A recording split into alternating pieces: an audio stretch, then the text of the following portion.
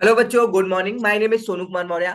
भाई, हम लोगों ने पिछले सेशन में बात किया था सेक्शन 91 के बारे में। आज हम लोग स्टार्ट करेंगे सेक्शन 92, जो कि आपका एनुअल रिटर्न है। ठीक है ना। चलो, इसमें क्या होता है बेटा कि आपके लिए अगर आपकी कंपनी बेटा क्या है, अदर देन ओपीसी है, तो आपको क्या करना होगा। अगर आपको एनुअल रिटर्न फाइल करना है तो फॉर्म नंबर MGT 7 का यूज करना पड़ेगा। ओके बेटा। अगर आपकी ओपीसी कंपनी है तो उसके लिए आपको form number MGT 7A use करना पड़ेगा बेटा। ये देखो, आप देख रहे हो, आपको इसमें रूल नंबर 11 और 12 बताया जाएगा। ठीक है ना बेटा। एक आपका देखो भाई, कंपनी एक्ट 2013 है। रूल आपका क्या है, 2014। तो आपको रूल भी पढ़ने हैं और कंपनी एक्ट भी पढ़ना है। ठीक है ना, साथ साथ में। तो अभी देखो बेटा, आपका जो रूल नंबर 11 है, वो कह रहा है कि every company shall file its annual return in form number MGT 7 except 1 person company and small company. Okay बेटा, मतलब अगर आपकी कंपनी बेटा ओपीसी है और स्मॉल कंपनी है तो उसके लिए आपको फॉर्म नंबर एक अलग से दिया गया है, जो कि MGT 7A है। ठीक है ना। ओके बेटा, चलो। तो अब आगे बढ़ते हैं। यहां तक क्लियर हो गया। ओके बेटा। चलो, ये पूरा आपका प्रोसेस दे रखा है। अब हम लोग बात करेंगे एनुअल रिटर्न में क्या क्या कंटेंट होता है बेटा। ठीक है। चलो, according to section 92 subsection 1, every company shall prepare a return refer to as the annual return in the prescribed form containing the particulars as the stood on the close of the financial year regarding. कह रहा है कि it's registered office बेटा, आपको क्या करना होगा, company के रजिस्टर्ड ऑफिस को मेंशन करना पड़ेगा कि भाई हमारा रजिस्टर्ड ऑफिस कहाँ पे सिचुएटेड है। ठीक है बेटा। और उसके बाद हमको बताना पड़ेगा प्रिंसिपल प्लेस ऑफ बिजनेस बताना पड़ेगा। ठीक है। प्रिंसिपल प्लेस ऑफ बिजनेस के साथ साथ भाई हमारी बिजनेस की एक्टिविटी, मतलब बिजनेस, भाई हमारा बिजनेस किस चीज का है, ठीक है ना, उसका प्रिंसिपल बताना पड़ेगा हमको। पार्टिकुलर्स ऑफ इट्स होल्डिंग, मतलब हमारी कंपनी है बेटा, जैसे कि कोई भी कंपनी है, हमारी कंपनी की होल्डिंग कंपनी कौन सी है, और हमारे लिए भाई सब्सिडरी कंपनी कौन कौन सी है, एसोसिएट कंपनी कौन सी है, उनके पार्टिकुलर्स को भी हमको क्या करना होगा बेटा, अपने एनुअल रिटर्न के अंदर मेंशन करना पड़ेगा। ठीक है। तो ये सबसे पहला कंटेंट आपके फॉर्म नंबर में जो फिल किया जाएगा वो रहेगा आपका रजिस्टर्ड ऑफिस, प्रिंसिपल बिजनेस आपका एक्टिविटीज क्या है, और पार्टिकुलर्स होल्डिंग कंपनी और हमारी जो सब्सिडरी होगी, और एसोसिएट कंपनी के बारे में बताना पड़ेगा। बेटा हमारी कंपनी है, अगर हम किसी के में शेयर होल्ड करते हैं तो वो हमारी सब्सिडरी, और हमारी कंपनी का कोई शेयर होल्ड करता है तो वो हमारे लिए होल्डिंग रहेगा। तो उसके भी पार्टिकुलर्स मेंशन करने होंगे, और एसोसिएट कंपनी। ठीक है। तो चलो आगे, सेकंड आपका बी नंबर दे रखा है, it's shares debentures and other securities and share holding pattern बताना पड़ेगा बेटा। ठीक है ना। मतलब कि आपको शेयर्स के बारे में बताना पड़ेगा, डिबेंचर्स के बारे में बताना पड़ेगा, अदर सिक्योरिटीज जो भी होंगी वो सारी सब कुछ आपको मेंशन करना पड़ेगा एनुअल रिटर्न में। और साथ में आपको क्या करना होगा, शेयर होल्डिंग पैटर्न बताना पड़ेगा। ये शेयर होल्डिंग पैटर्न होता क्या है बेटा, आई होप आपको पता होगा, नहीं पता तो ध्यान से सुनो। मतलब क्या होता है बेटा, अगर आपकी कंपनी है तो आपके पास कुछ शेयर रहेगा, और आप क्या करोगे, पब्लिक में कुछ शेयर इशू करोगे। अब पब्लिक में बेटा आप मान लो कि आपके फॉरेन में शेयर भी इशू है, तो फॉरेन में FII होगा। ठीक है ना। तो FII कुछ होल्ड करते हैं, कुछ आपके रिटेल इन्वेस्टर होल्ड करते हैं शेयर्स, कुछ आप खुद होल्ड करोगे एज अ प्रमोटर बेटा। तो ये आपका शेयर होल्डिंग पैटर्न बनता है बेटा। ठीक है। चलो आगे देखते हैं बेटा, ये था आपका सेकंड कंटेंट बेटा। थर्ड कंटेंट आपको ओमिट कर दिया गया है, इट मींस कि हटा दिया गया है। ठीक है। चलो, आपका फोर्थ क्या दे रखा है, its members and debenture holders. Okay बेटा, आपको बताना पड़ेगा कि आपके कंपनी में मेंबर कौन कौन है, डिबेंचर होल्डर्स कौन कौन है, और अगर बेटा अलोंग विथ चेंजेस और कुछ चेंजेस आते हैं, ठीक है, तो उसको भी बताना पड़ेगा। अब चेंजेस कैसे आएंगे आपको पता होना चाहिए सपोज बेटा कि मान लो आपके से कंपनी में कोई भी पर्सन है जो कि क्या होल्ड कर रखा है, कन्वर्टेबल डिबेंचर होल्ड कर रखा है, ठीक है ना। तो अब वो क्या होता है भाई, कुछ दिन में वो क्या होता है, इक्विटी शेयर में कन्वर्ट होता है। सपोज बेटा जिस साल आप ये एनुअल रिटर्न बना रहे हो उसी साल क्या हो गया भाई, आपका चेंज हो गया, ठीक है ना। क्या चेंज हो गया बेटा, डिबेंचर होल्डर अब किस में कन्वर्ट हो चुके हैं, इक्विटी शेयर होल्डर में। तो उस केस में क्या करना होगा बेटा, जो भी चेंजेस है उनको भी आपको मेंशन करना पड़ेगा, ठीक है। चलो अब ई पॉइंट देखो दे रखा है, कह रहा है it's promoter director KMP along with changes therein since the close of the previous financial year। बेटा आपको क्या करना पड़ेगा, प्रमोटर के बारे में बताना पड़ेगा, डायरेक्टर के बारे में बताना पड़ेगा, केएमपी के बारे में बताना पड़ेगा। और अगर बेटा चेंजेस कुछ आते हैं, अब चेंजेस का मतलब बेटा आपको पता है भाई कि डायरेक्टर है भाई, ऐसा तो है नहीं है कि लाइफ मतलब कि लाइफ लॉन्ग वो आपकी कंपनी में डायरेक्टर रहेगा, ऐसा नहीं है, चेंज हो सकता है भाई। तो अगर किसी भी प्रकार का चेंजेस आते हैं तो उसको भी आपको क्या करना होगा, मेंशन करना पड़ेगा, ठीक है।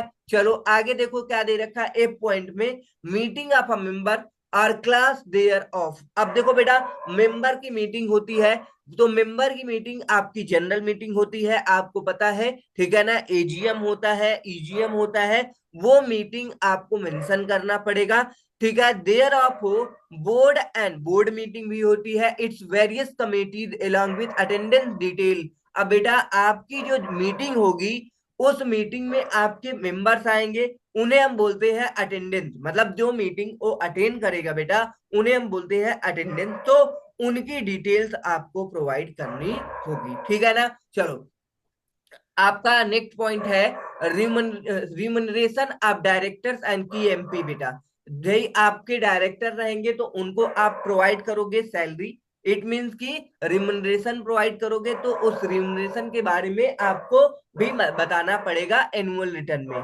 ठीक। चलो penalty punishment imposed on the company it's director office directors are officers and details of compounding of offenses and appeal made against such penalty or punishment। ठीक है बेटा, अगर बेटा क्या हुआ है, किसी पे पेनल्टी लगी है, पनिशमेंट हुआ है, कोई भी है बेटा, आपकी कंपनी का डायरेक्टर है, ठीक है, आपका केएमपी है, कोई भी हो सकता है, अगर उसको क्या है पेनल्टी लगी है, वो पनिशमेंट किया गया है, तो उसको भी आपको क्या करना होगा, अपने एनुअल रिटर्न में मेंशन करना पड़ेगा, ठीक है।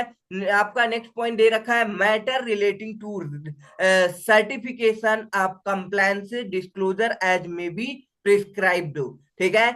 आप देखो बेटा आपको क्या करना होगा भाई, जो भी सर्टिफिकेशन कराना पड़ता है आगे आपको हम बताएंगे। एनुअल रिटर्न बना लोगे बेटा तो एनुअल रिटर्न का क्या करना आना पड़ेगा, सर्टिफिकेशन कराना पड़ेगा। तो आपको ये डिस्क्लोज करना पड़ेगा भाई सर्टिफिकेशन किससे आप कराओगे, उसके रिलेटेड मैटर्स को भी आप एनुअल रिटर्न में क्या करोगे, अटैच करोगे, ठीक है ना बेटा। चलो समझ में आया। जे पॉइंट देखो कह रहा details as may be prescribe in respect of share held by N R on behalf of foreign institutional investor. Okay बेटा देखो आपको क्या करना होगा, उनका डिटेल्स प्रोवाइड करना पड़ेगा, जैसे कि आपके कंपनी में भाई फॉरेन, जो फॉरेन एफआईआई होता है बेटा वो शेयर होल्ड करते हैं, तो उनके केस में भी आपको क्या करना होगा, डिटेल्स मेंशन करना पड़ेगा, ठीक है। चलो ये सारे के सारे कंटेंट है बेटा, अच्छे से ध्यान रखना। तो आपको 4-5 पॉइंट याद रखना पड़ेगा अगर आपको लिखना है, ठीक है, एग्जाम में आ गया तो। नेक्स्ट आपका दे रखा है भाई अदर कोई में, अगर मान लो कि कोई भी चीज मैटर है तो उसको भी आपको मेंशन करना होगा यदि प्रिस्क्राइब किया गया तो, ठीक। चलो अब देखो बेटा ये आपका ऑब्रीज फॉर्म ऑफ एनुअल रिटर्न एक होता है। अभी तो आपने देखा ये कंटेंट बेटा, ठीक है ना, एनुअल रिटर्न के कंटेंट्स थे। अब आपको देखो दे रखा है कि आपके लिए भाई एक अलग से फॉर्म है, ऑब्रीज फॉर्म है। तो in terms of second proviso to section 91 subsection 1 the central government में prescribe abridged form of annual return for one person company, small company. देखो बेटा हमने बताया था आपके अगर भाई मान लो कोई कंपनी है तो उसके लिए आपको फॉर्म नंबर 7 की बात की गई थी, except one person company, small company, अगर और कंपनी उससे रिलेटेड है जैसे कि प्राइवेट कंपनी, वो भी स्टार्टअप बेस्ड कंपनी, ठीक है, तो उनके लिए आपको MGT 7A। तो अब देखो यहाँ पे बता दिया कि एक इनके लिए फॉर्म आता है जिसे अब्रीज्ड फॉर्म बोलते हैं बेटा, ठीक है, one person company, small company and such other class or classes of the company as may be prescribed, ठीक है। तो इनके लिए आपको क्या करना होगा बेटा, one person company and small company shall file the annual return from the financial year 2021। कब से बेटा, फाइनेंशियल ईयर 2021 से अनवर्ड, मतलब अब मान लो 21-22 से आपको फॉर्म क्या चूज करना होगा, MGT 7A, जिसे हम बोलते हैं ऑब्रीज्ड फॉर्म। ओके बेटा, चलो ऑब्रीज्ड फॉर्म आपको याद रखना होगा। अब मान लो बेटा आपका एनुअल रिटर्न आपने कंटेंट बनाया सब कुछ, यदि आपके अदर देन स्मॉल कंपनी या ओपीसी है तो आपको वो सारे कंटेंट मेंशन करने होंगे। वो कंटेंट मेंशन करके आपने क्या किया, अपना एनुअल रिटर्न का ड्रॉप तैयार कर लिया। अब आपको क्या करना होगा बेटा, वो साइनिंग ऑफ एनुअल रिटर्न, ठीक है ना, साइन कराना पड़ेगा। अभी हमने बात की थी भाई, कल के सेशन में आपको हमने बताया था कि आपको एनुअल रिटर्न साइन कराना है बेटा आपकी कंपनी के डायरेक्टर से और क्या एक साथ में कंपनी सेक्रेटरी से, ठीक है ना। अगर आपके भाई कंपनी में कंपनी सेक्रेटरी नहीं है तो आपको इन प्रैक्टिस किसी भी कंपनी सेक्रेटरी से साइन कराना पड़ेगा, ठीक है। अगर बेटा क्या है, वन पर्सन कंपनी या स्मॉल कंपनी है तो आपको क्या करना होगा, कंपनी सेक्रेटरी है तो उससे साइन करा लो, ओके बेटा कोई दिक्कत नहीं है, ठीक है। अगर कंपनी सेक्रेटरी नहीं है तो वन डायरेक्टर कंपनी का साइन कर देगा, एनुअल रिटर्न आपकी साइन हो जाएगी बेटा, ओके वैलिड हो जाएगी। चलो देखो यहाँ पे देखो लिखा हुआ है, कह रहा बेटा कि आपको signed by the director of the company और कंपनी सेक्रेटरी। अगर बेटा नो कंपनी सेक्रेटरी, अगर भाई कंपनी में सेक्रेटरी नहीं है तो आपको क्या करना होगा, एक कंपनी सेक्रेटरी इन प्रैक्टिस से साइन कराना होगा बेटा। वन पर्सन कंपनी के केस में, स्मॉल कंपनी के केस में एनुअल रिटर्न फाइल किया जाएगा बेटा, कंपनी सेक्रेटरी है तो उसके द्वारा साइन करा लो, ओके। नहीं है तो आपको क्या कराना होगा बेटा, डायरेक्टर से साइन कराना होगा, ओके बेटा, क्लियर है। चलो अब देखो बेटा आपने सारे कंटेंट मेंशन किए, कंटेंट मेंशन करने के बाद आपने साइन करा लिया। अब आपको क्या करना होगा बेटा, चलो देखते हैं, certification of annual return by a company secretary in practice in certain cases. Okay बेटा, अब आपको क्या करना होगा, सर्टिफिकेशन कराना होगा एनुअल रिटर्न को किसके द्वारा बेटा, कंपनी सेक्रेटरी इन प्रैक्टिस।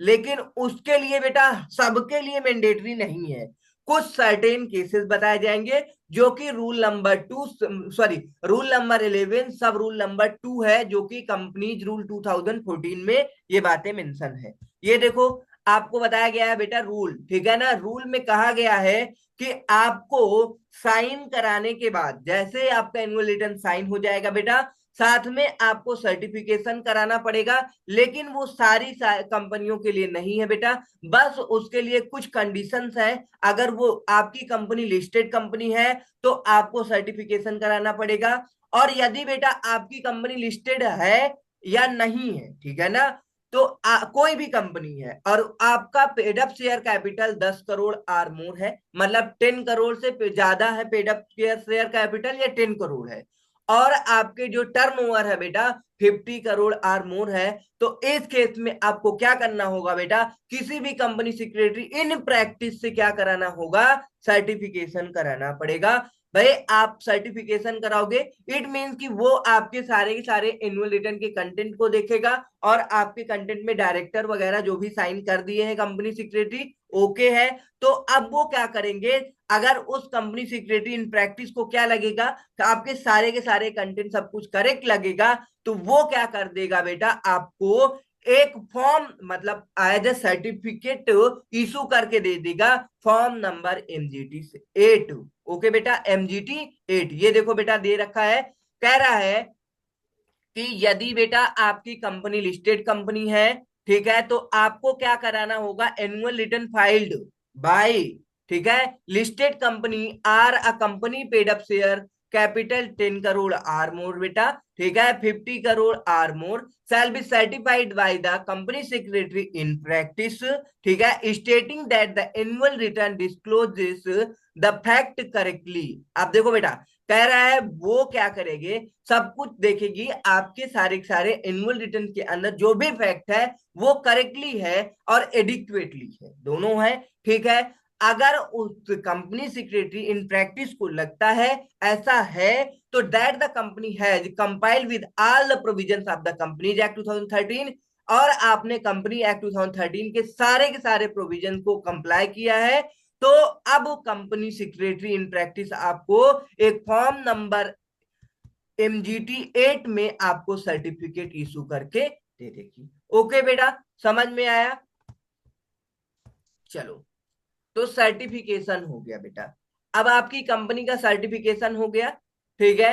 अब हम लोग क्या देखेंगे बेटा, आपका जो एनुअल रिटर्न होगा बेटा, उसे आप अपने कंपनी के वेबसाइट में क्या करोगे, पब्लिश करोगे, ठीक है ना। Every company shall place a copy of annual return, जो भी एनुअल रिटर्न आपने बनाया बेटा, उसकी एक कॉपी आपको क्या करना होगा बेटा, कंपनी के वेबसाइट में क्या करना होगा, if any and the web link of such annual return shall be disclosed in the board's report। अब आपने जो भी बेटा अपने कंपनी के वेबसाइट में एनुअल रिटर्न को क्या किया है, पब्लिश किया है, अब उस भाई वेबसाइट का एक वेब लिंक होगा, उस वेब लिंक को आपको बोर्ड रिपोर्ट में क्या करना होगा, डिस्क्लोज करना पड़ेगा, ठीक है बेटा। ये आपको पॉइंट समझ में आ गया। चलो, अब हम लोग आगे देखेंगे time limit for filing of annual return. आप एनुअल रिटर्न कितने दिन में फाइल करेंगे बेटा, ठीक है ना। चलो देखते हैं, कह रहा है copy of annual return shall be file with the ROC within 60 days, लेकिन बेटा कहां से, from the date of on which annual general meeting is held.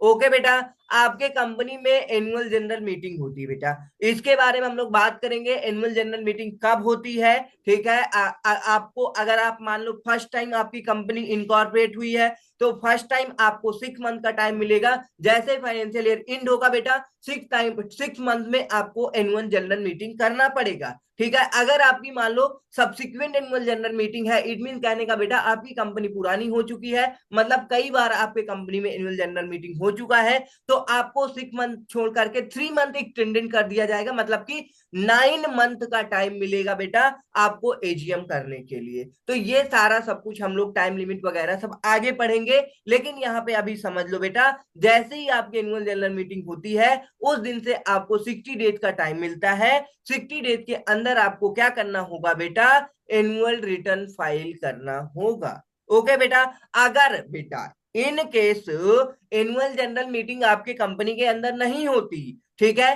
तो आपको जो भी ड्यू डेट होता है एनुअल जनरल मीटिंग की, वहां से लेकर के 60 डेज में आपको क्या करना होगा, एनुअल रिटर्न फाइल कर देना है। ऐसा नहीं है कि आप एक्सक्यूज बना सको कि आपके कंपनी में एनुअल जनरल मीटिंग हुई नहीं, तो अब हमको एनुअल रिटर्न फाइल करना नहीं पड़ेगा, तो ऐसा बिल्कुल नहीं है। और आपको रीजन बताना पड़ेगा कि एनुअल जनरल मीटिंग क्यों कंडक्ट नहीं किया अपने कंपनी में, ठीक है। चलो देखो बेटा, where annual general meeting is held in in any year, ठीक है, मतलब कि मतलब no annual general meeting is held, मतलब कि एनुअल जनरल मीटिंग नहीं हुई है, it shall be filed within 60 days from the date on which the annual general meeting should have been held, along with the reason for not holding the AGM। Okay बेटा, समझ में आ गया। चलो, अब आगे आपको दे रखा है पेनल्टी फॉर कंट्रावेंशन।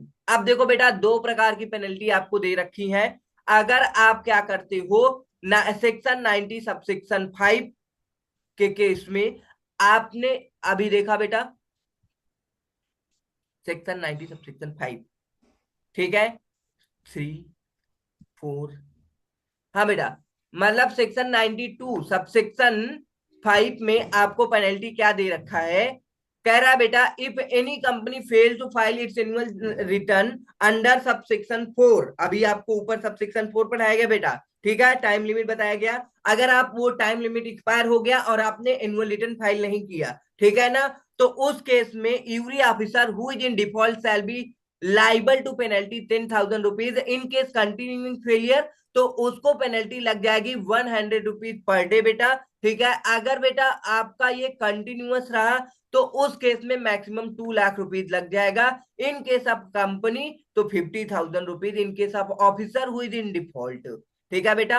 अगर बेटा आपकी कंपनी में कोई क्या है बेटा भाई, ऑफिसर इन डिफॉल्ट है, ठीक है, तो उसको 50,000 रुपए की पेनल्टी लग जाएगी, अगर कंपनी है बेटा तो मैक्सिमम 2 लाख रुपीज लगेगा, ठीक है। चलो अब देखो बेटा यहाँ पे दे रखा है सेक्शन 92 सब सेक्शन 6, मतलब ये क्या है बेटा, किसके लिए है, specify penalty in case company secretary in practice as under.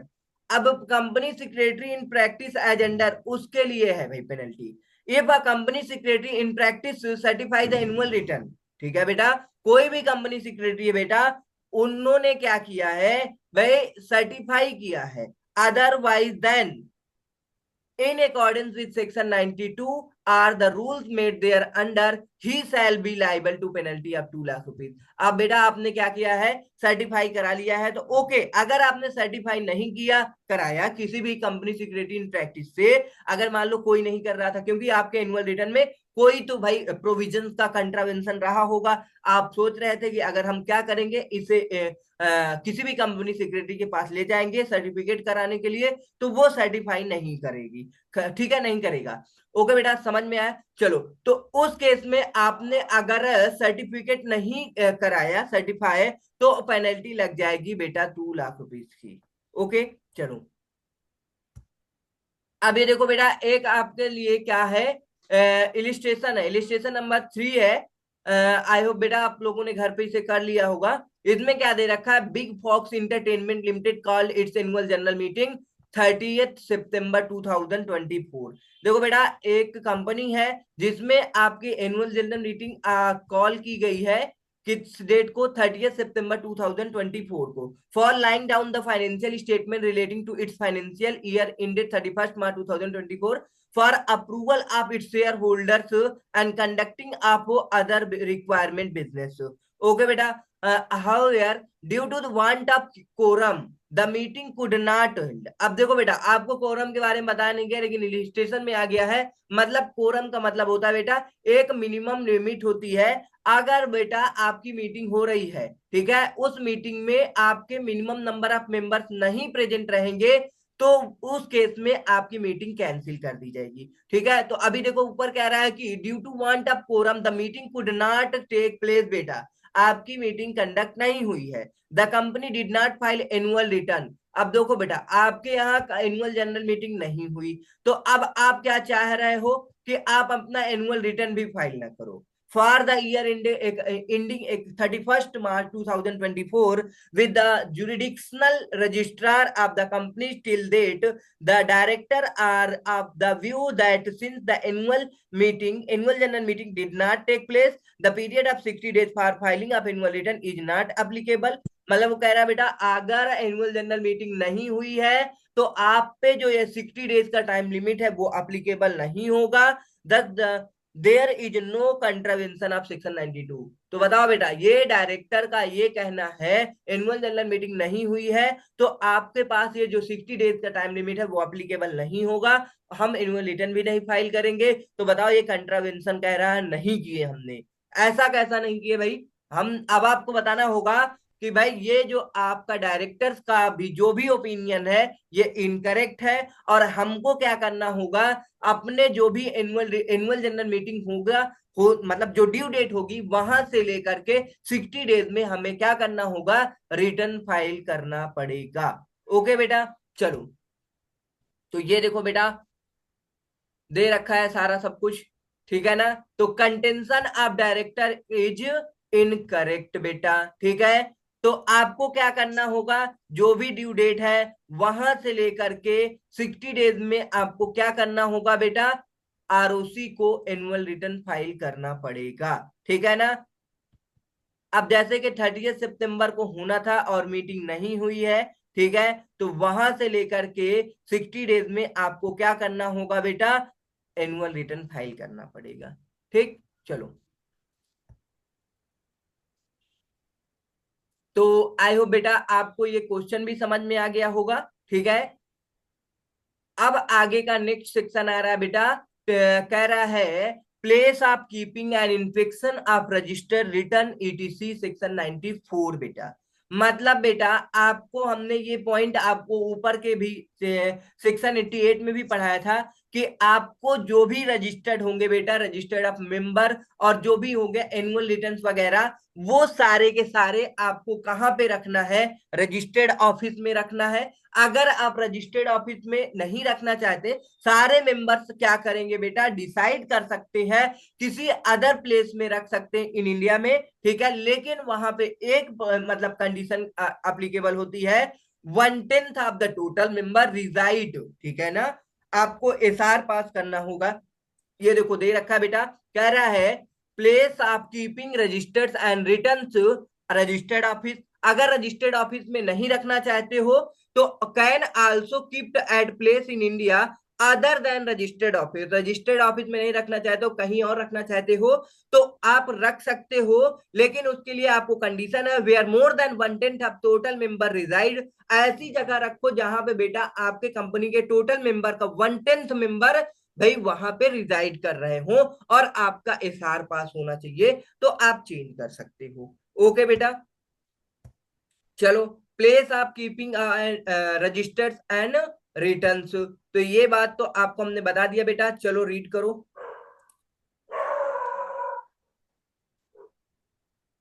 In respect of place of keeping registers and returns, Section 94, subsection 1, and first provision state as under Section 93 was omitted by the Companies Amendment Act 2017. At registered office, the register is required to be kept and maintained by a company under Section 88, and copies of the annual return filed under Section 92 shall be kept at the registered office of the company. At any other place in India, the registers or copies of return may also be kept at any other place in India which more than 1/10 of the total number of the members entered in the register of members reside, if approved by a special resolution passed at general meeting of the company. हाँ बेटा, तो देखो समझ में आ गया। आपको registered कहाँ पे रखना है, रजिस्टर्ड ऑफिस में। ये देखो हमने बताया था कि आपको सेक्शन 88 में भी हमने ये बातें बता दी है, ठीक है। ओके, अब एनुअल रिटर्न फाइल किया है तो उसके केस में उसको भी आप रजिस्टर्ड ऑफिस में रख सकते हो। अगर और किसी प्लेस पे रखना चाहते हो तो मोर देन 1/10 बेटा टोटल नंबर ऑफ मेंबर्स वहां पे क्या होने चाहिए, रिजाइड होने चाहिए, और एसआर पास करके आप चेंज कर सकते हो। ठीक है, चलो। इंस्पेक्टिंग ऑफ रजिस्टर्ड ईटीसी, अब बेटा इंस्पेक्शन कौन कौन कर सकता है भाई, ठीक है ना। तो कह रहा है inspection of registered etc according to the section 94 subsection 2 the registered and their indices except when they are closed। जब भाई क्या रहेगा, रजिस्टर्ड क्लोज रहेगा तब आप इंस्पेक्शन नहीं कर सकते हो। बाकी समय पे आप बिजनेस आवर में जाओ और आराम से एक नॉमिनल फीस पे करके आप इंस्पेक्शन कर सकते हो। तो कह रहा है and the copy of all the return shall be open for inspection by the member, debenture holder, other security holder, beneficial owner during the business our without payment. मतलब आपकी कंपनी का मेंबर डिबेंचर होल्डर है, other security holder है, तो उसे कोई भी fees पे करने की जरूरत नहीं है, ठीक है। By any other person on payment, मतलब कोई और पर्सन है तो उनको पेमेंट करना पड़ेगा बेटा, ठीक है। कह रहा registered and indices maintain pursuant to section 88 and copy of return prepared pursuant in section 92, ये तो हमने बात कर ली बेटा, shall be open for inspection during the business hour such at such reasonable time on every working day as the board may decide by the annual any member, debenture holder, other security holder, beneficial owner without payment of fees or any person payment of such fees। ये तो बात हमने कर ली है। Article of association and not exceeding 50 rupees for each, मतलब बेटा जो nominal fees रहेगी वो 50 रुपए से ज्यादा नहीं होगी। ठीक है बेटा, चलो समझ में आ गया है। ओके, अब हम लोग आगे देखेंगे कुछ पॉइंट है, ठीक है बेटा।